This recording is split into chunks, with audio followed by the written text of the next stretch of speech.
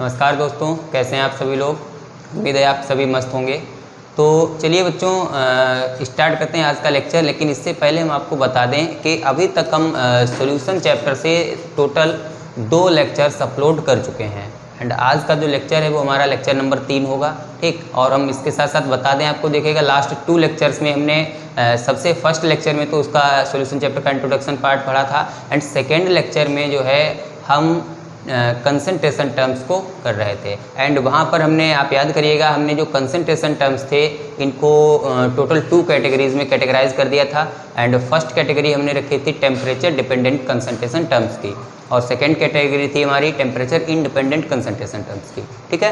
तो कल के लेक्चर में हम टेम्परेचर डिपेंडेंट कंसंट्रेशन टर्म्स कर रहे थे। एंड वहाँ पर हमने total 6 temperature dependent concentration terms को ख़त्म कर लिया था। और जो लास्ट हमारा कंसंट्रेशन टर्म था वो था नॉर्मेलिटी, ठीक है। और नॉर्मेलिटी को हम ख़त्म कर चुके हैं। तो चलिए आज के लेक्चर में हम क्या करेंगे, आज के लेक्चर में हमारा जो टर्म रहेगा 7वां टेम्परेचर डिपेंडेंट कंसंट्रेशन टर्म होगा, और वो होगा हमारा फॉर्मलता,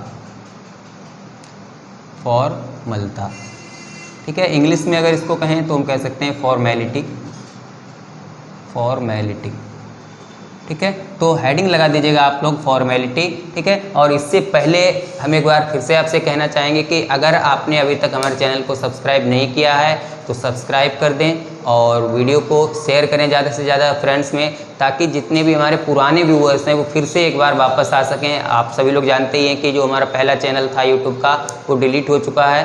तो हम आपसे एक बार रिक्वेस्ट करेंगे कि वीडियो को ज़्यादा से ज़्यादा शेयर कर दें, कि ताकि जितने भी हमारे पुराने व्यूअर्स हैं वो फिर से वापस आ जाएं। तो चलिए स्टार्ट करते हैं आज का टॉपिक। तो देखिएगा फॉर्मेलिटी की अगर हम बात करें तो सबसे पहले हम देख लेते हैं कि ये फॉर्मेलिटी होती क्या है, ठीक है। तो फॉर्मेलिटी एक्चुअली में होता है, देखिएगा अभी तक जितने भी हमने कंसंट्रेशन टर्म्स पढ़े वहाँ पर हम क्या लेते थे, हम विलेन के प्रति यूनिट आयतन में उपस्थित विलेय के जो भी हमारा क्वांटिटी थी उसको लेते थे, ठीक है। क्वांटिटी का मतलब हमने जो जैसे हमने एक स्ट्रेंथ पढ़ा, स्ट्रेंथ में हमने क्या किया, विलेय की क्वांटिटी को ग्राम में ले लिया। ऐसे ही जो हमारा मोलरता था वहाँ पर हमने विलेय को क्या कर लिया था, मोलों में ले लिया था, ठीक है। तो यहाँ पर भी एक्चुअली में ये भी क्या है, हमारा एक कंसंट्रेशन टर्म है। एंड यहाँ पर हम क्या करेंगे, पर यूनिट वॉल्यूम सॉल्यूशन में हम क्या करेंगे, विलेय के 4 मोल्स की नंबर्स को मेजर करेंगे, ठीक है। तो चलिए सबसे पहले इसको हम डिफाइन कर लेते हैं। तो लिखेगा हमारे साथ साथ में इसकी डेफिनेशन देखिएगा, हम लिखेंगे the number of 4 moles, number of 4 moles present in 4 moles of solute, number of 4 moles of solute present in पर लीटर, ठीक है, प्रेजेंट इन पर लीटर वॉल्यूम ऑफ सॉल्यूशन, पर लीटर वॉल्यूम ऑफ सॉल्यूशन, ठीक है। तो विलेन के प्रति लीटर आयतन में विलेय के जितने 4 मोल्स प्रेजेंट होते हैं उसे ही हम क्या कहेंगे, फॉर्मेलिटी कहेंगे, ठीक है। चलिए देखिएगा हम एक बार आपको बताएं, देखिएगा हम अभी तक जो हमने कंसंट्रेशन टर्म्स पढ़े थे, ठीक है। देखिएगा एक तो हमने जो मोलरता पढ़ा था, ठीक है। आप याद करिएगा मोलरता में हमारा क्या था, मोलरता में हम यहाँ पर नीचे की ओर क्या रखते थे, विलेयन का आयतन रखते थे, ठीक है। ऐसे ही जो हमने एक नॉर्मलता पढ़ा था, नॉर्मलता में भी हम डिनोमिनेटर में क्या रखते थे, विलेयन का आयतन ही रखते थे, किसमें, वो भी लीटर में। ऐसे एक टर्म हमने स्ट्रेंथ पढ़ा था, स्ट्रेंथ में भी यहाँ पर हम डिनोमिनेटर में क्या रखते थे, विलेयन का आयतन लीटर में रखते थे, ठीक है। लेकिन तीनों में यहाँ पर डिफरेंस क्या था, बस डिफरेंस था तो इतना था कि यहाँ पर जो है हम नॉमिनेटर में क्या रख देते थे, यहाँ पर रख देते थे मोलों की संख्या को, यानी कि विलेय के मोलों की संख्या, ठीक है। यानी कि मोलरता में हम क्या करते हैं, विलेय के मोलों की संख्या ले लेते हैं। ऐसे ही हमने नॉर्मलता में क्या किया था, यहाँ पर विलेय के तुल्यांकों की संख्या ले ली थी हमने, सही है। यहाँ पर हमने क्या किया था, विलेय के तुल्यांकों की संख्या ले ली थी। और यहाँ पर स्ट्रेंथ में हमने क्या किया था, विलेय का द्रव्यमान ले लिया था, विलेय का द्रव्यमान। तो देखिएगा कुल मिलाकर जितने भी हमने कंसंट्रेशन टर्म्स पढ़े हैं वो लगभग जो है वो सेम ही है, ठीक है। बस अंतर है तो क्या है, केवल विलेय की जो हमारी मात्रा है वो चेंज हो रही है। यहाँ पर हमने विलेय की मात्रा को मोल्स में लिया है, यहाँ पर तुल्यांकों में लिया है, एंड यहाँ पर किस में लिया है, उसका द्रव्यमान ले लिया है विलेय का। तो एक्चुअली में यहाँ पर ये जो हमारा फॉर्मेलिटी है, फॉर्मेलिटी भी क्या है, बिल्कुल सेम है, यहाँ पर भी हमारा फॉर्मेलिटी में यानी कि जो हमारा डिनोमिनेटर में क्या होगा, विलयन का आयतन ही रहेगा और वो भी किस में रहेगा, लीटर में। बस अंतर है तो यहाँ पर विलय की जो मात्रा है, यहाँ पर हम विलय के लिए क्या क्या यूज करेंगे, 4 मोल्स का यूज करेंगे। ठीक है, तो चलिए इसके लिए हम फार्मूला लिखते हैं। देखिएगा फार्मूला क्या हो जाएगा, देखिएगा फॉर्मलता को हम एक्चुअली रिप्रेजेंट करते हैं कैपिटल एफ से। किससे रिप्रेजेंट करते हैं, कैपिटल एफ से। देन हमारा फार्मूला हो जाएगा capital F equal to 4 moles of solute, यानी कि विलय के 4 मोल्स की संख्या, और इसको हम डिवाइड किससे कर देते हैं, volume of solution in litre. तो ये हमारा इसके लिए फार्मूला बन गया। 4 मोल्स के लिए क्या हो गया, 4 moles equal to number of 4 moles, sorry moles of 4 moles upon volume of solution in litre. ठीक, अच्छा 4 मोल्स क्या होता है देखिएगा, अब हम बताएं। देखिएगा 4 मोल्स होता है, यहाँ पर हम लिख देते हैं, देखिएगा number of 4 moles is equal to होता है हमारा मास अपॉन फॉर्मूला मास। ठीक है, तो नंबर ऑफ 4 मोल्स को हम कैसे कैलकुलेट करेंगे, that is mass upon formula मास। हम यहाँ पर लिख देते हैं, यहाँ पर ये क्या है एक्चुअली में, देखिएगा ये तो हो गया हमारा मास of solute, mass of solute, and this is the formula mass of solute, formula mass of solute. सही है, तो अगर यहाँ से हम नंबर ऑफ 4 मोल्स की वैल्यू को यहाँ उठाकर रख दें, देन यही इक्वेशन हमारी क्या हो जाएगी, देखिएगा तो ये इक्वेशन बन जाती है हमारी, formality is equal to mass of solute upon formula mass of solute into per litre volume of solution. ठीक है, तो ये हमारा फार्मूला बन गया। ठीक, अच्छा अब समस्या ये आती है कि ये हमारा फॉर्मूला मास क्या होता है। ठीक है, तो देखिएगा जो फॉर्मूला मास होता है एक्चुअली में, फॉर्मूला मास, ठीक है, ये एक्चुअली में मॉलिक्यूलर मास ही होता है। ठीक है, क्या होता है, मॉलिक्यूलर मास, लेकिन ये कैसा होता है, ऑब्जर्व्ड मॉलिक्यूलर मास होता है, observed molecular mass.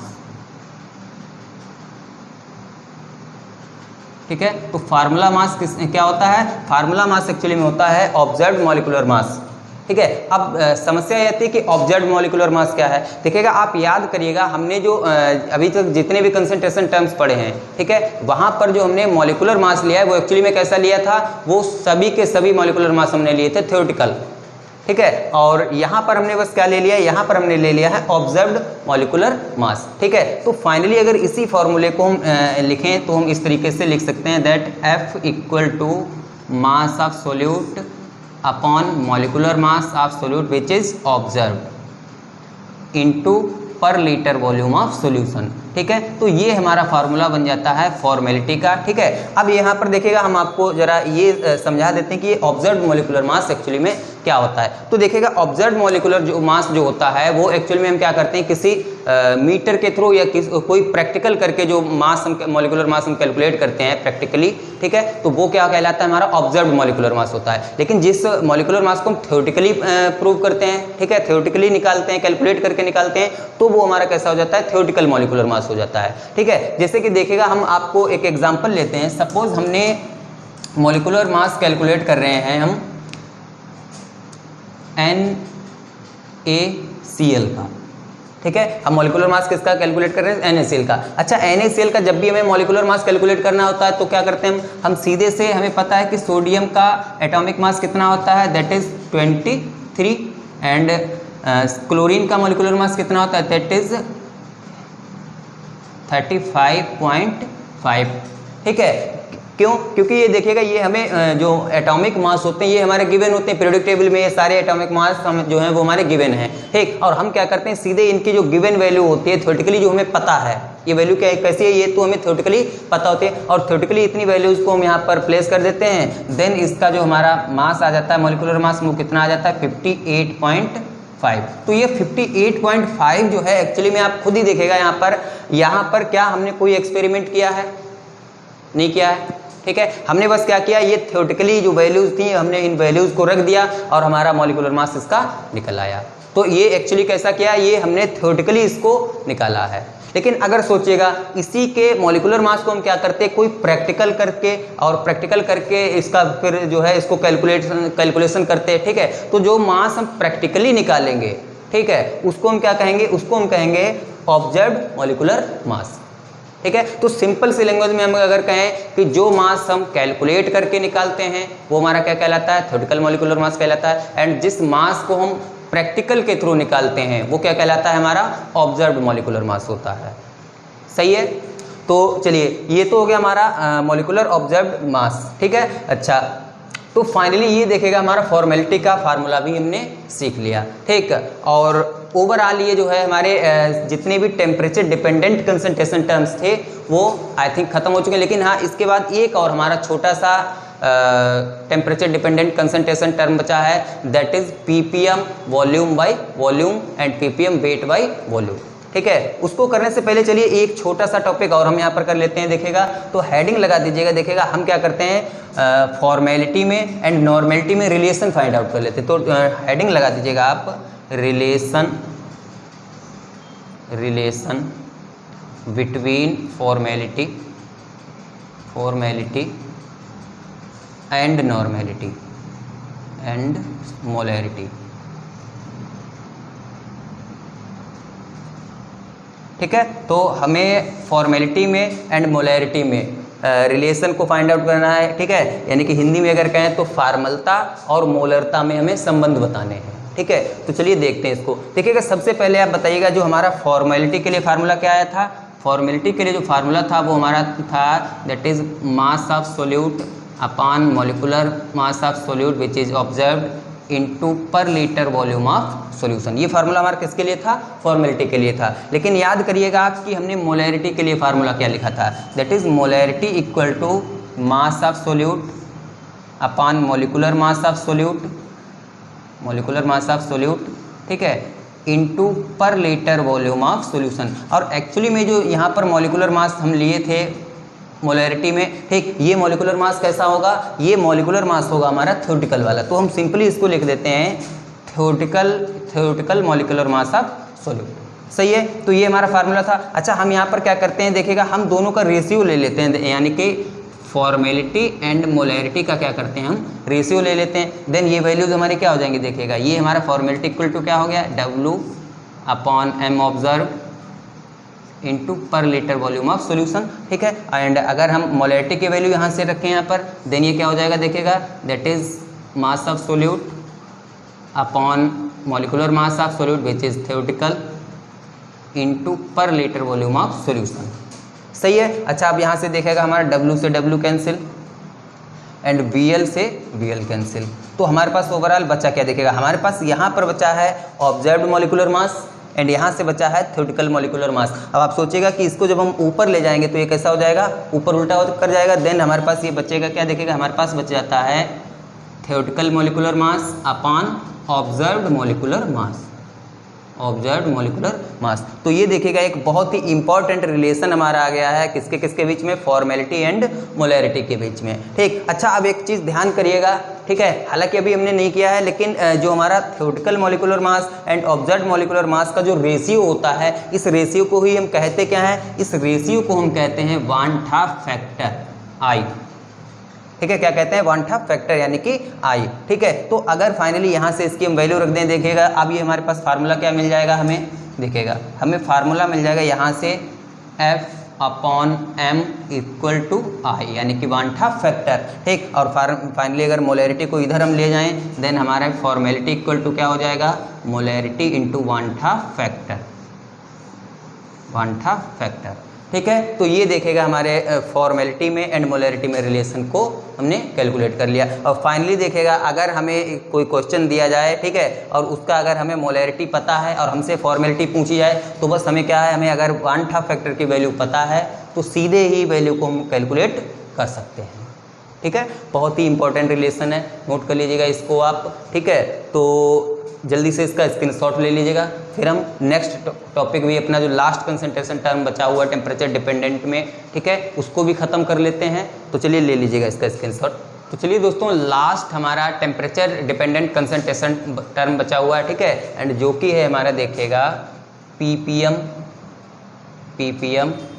Volume by volume. ठीक है, ये हमारा एर्थ नंबर होगा ppm volume by volume. And इसके अलावा देखिएगा एक और था हमारे टेम्परेचर डिपेंडेंट में, that is ppm weight by volume. तो हम इनको दोनों ही को क्या करते हैं, एक ही साथ में खत्म कर लेते हैं, ठीक है। यानी कि ppm volume by volume and ppm weight by volume, सही है। तो चलिए देखिएगा, अब सबसे पहले हम बता दें कि ये पीपीएम क्या होता है। देखिएगा पीपीएम का मतलब होता है, पीपीएम का मतलब होता है that is part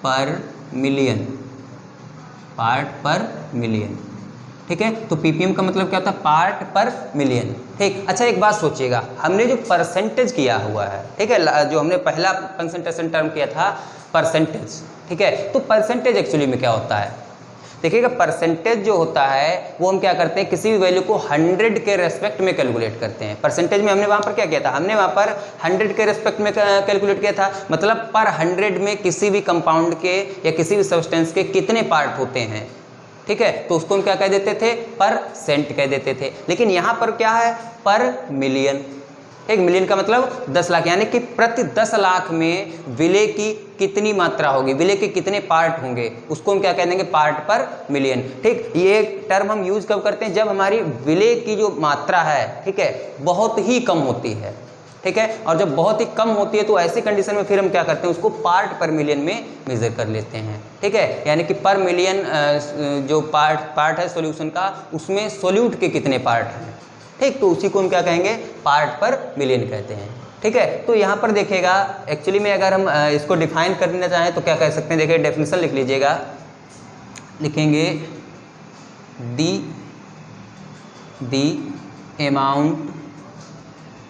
amount of solute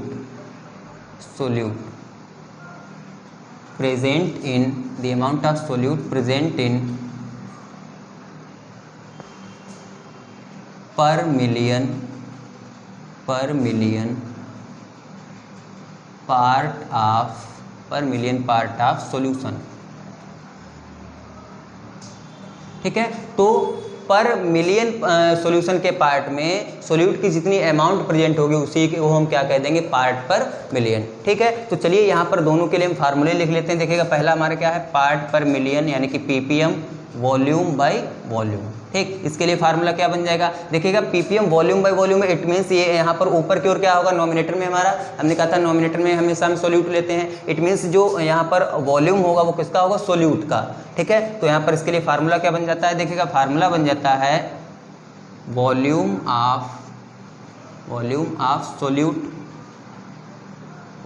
solute, ठीक है, और जो कि किस में होगा, ml में, ठीक है।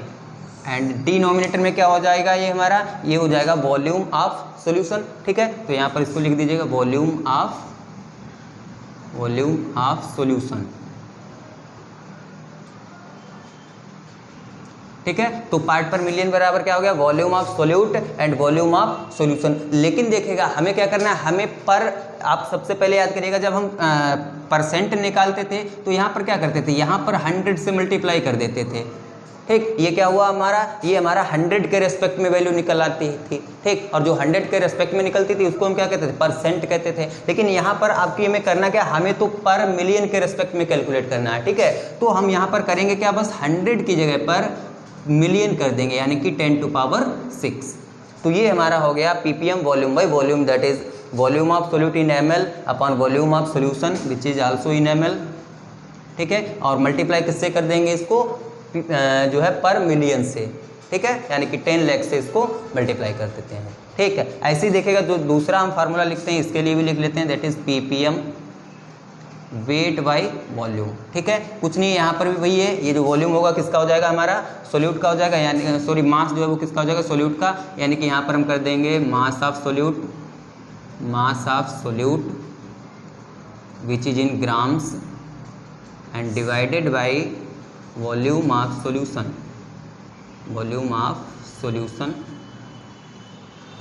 विच इज इन ml, ठीक है। एंड इसको क्या करेंगे, फाइनली हम 10 लाख से मल्टीप्लाई करेंगे, ठीक है। तो ये देखिएगा हमारे पार्ट पर मिलियन का भी फार्मूला हमने कैलकुलेट कर लिया, ठीक है।